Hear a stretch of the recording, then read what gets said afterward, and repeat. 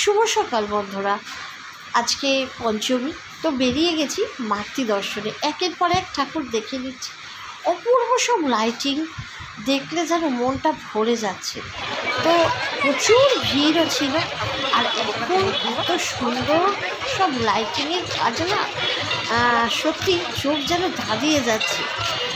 বেশ ভিড় হয়েছে, আর এটা একটা খুব ছোট্টর মধ্যে এত সুন্দর মানে প্যান্ডেলটা করেছে। আর তেমনি সুন্দর দেখো মায়ের মুখটা, খুব ছোট্টর মধ্যে মুখ, গোল পানা, কি সুন্দর মানে মুখটা দেখলে মায়া মায়া ভরা মুখ। আর এই দেখো সেই ঝাড়, সব প্যান্ডেলেই থাকে, খুব ছোট্টর মতন করেছে। ঝাড়টা আমার খুব পছন্দ হয়েছে মায়ের সাথে সাথে।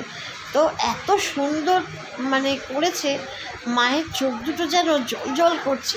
আর লক্ষ্মী, গণেশ, সরস্বতী সবাইকে নিয়ে মা এসেছে। আর এই দেখো আর একটা জায়গায় গেছি, মানে প্যান্ডেল হপিং চলছে আমাদের, তো আমি এটা ভুলে গেছি। যাই হোক, তো অনেকটা জায়গায় টুকটুক করে ঘুরছি। তো তো এটা আরেকটা মন্দির, মানে কি বলবো, প্যান্ডেল আর কি। তো পুজো মানেই মন্দির, যেখানে মায়ের বিরাজ। তো খুব সুন্দর করে প্যান্ডেলটা সাজিয়েছে জানো। আর এই এক চালার মধ্যে ঠাকুরটা খুব সুন্দর করেছে, মায়ের মুখটা না এত সুন্দর। আর এই দেখো আমি এতক্ষণ বাদে সামনে এলাম, মেয়ে জামা কাপড় পরেনি, বলো মনটা তো সব মায়েদেরই খারাপ লাগে, আমি আগে আগে পরে নেব।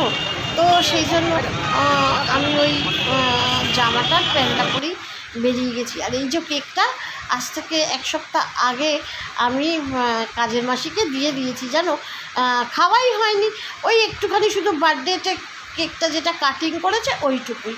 তো আমি ওকে বললাম, দেখো আমি তো আরও অনেককে দিয়ে দিয়েছি, কেক কেটে কেটে খাইয়ে দিয়েছি, তুমি কি নেবে? বলো হ্যাঁ দিদি দাও, আমার বাচ্চারা খাবে। আর খুব ভালো, নিয়ে যাও, খাওয়াও। তো সেই জন্য আমি ওকে রান্নার মাসিকে দেখে কেকটা দিয়ে দিলাম, বললাম বাড়িতে নিয়ে গিয়ে আরও যদি বাচ্চা কাচ্চা থাকে সবাইকে দিয়ে দিও। খুব